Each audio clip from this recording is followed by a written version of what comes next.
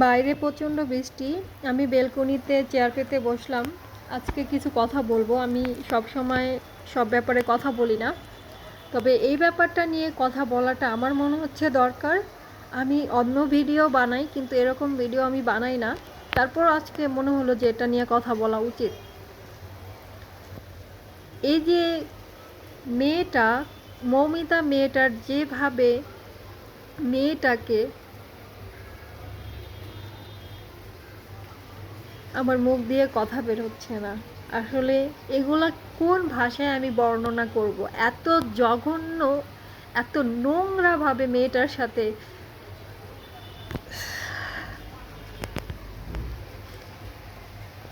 কিভাবে একটা মানুষের ক্ষেত্রে এইভাবে একটা মানুষকে টর্চার করা, মেরে ফেলা, তারপরে মৃত মানুষটার সাথে এগুলা, মানে আমি ভাবতে পারি না, সিরিয়াসলি আমি ভাবতে পারি না কি হচ্ছে। আর এখন পর্যন্ত এটার বিচার হয় নাই।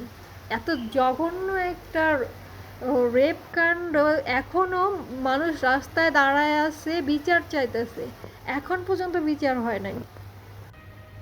এরা কারা যে এদের বিচার হচ্ছে না এখনও? এত জঘন্য কাজ যারা করছে, যে এই জঘন্য কাজগুলার বর্ণনা আমি মুখে দিতে পারতেছি না, এত খারাপ কাজ করছে। একটা মেয়েকে টর্চার করলে, গলা চেপে ধরলে কতটা শক্তি লাগে তার চোখ দিয়ে রক্ত বাইর করতে। ওই মেয়েটা, মানে আমি তো ভাবতে পারতেছি না যে কিভাবে কিভাবে ওই মেয়েটা এত কিছু সহ্য করছে।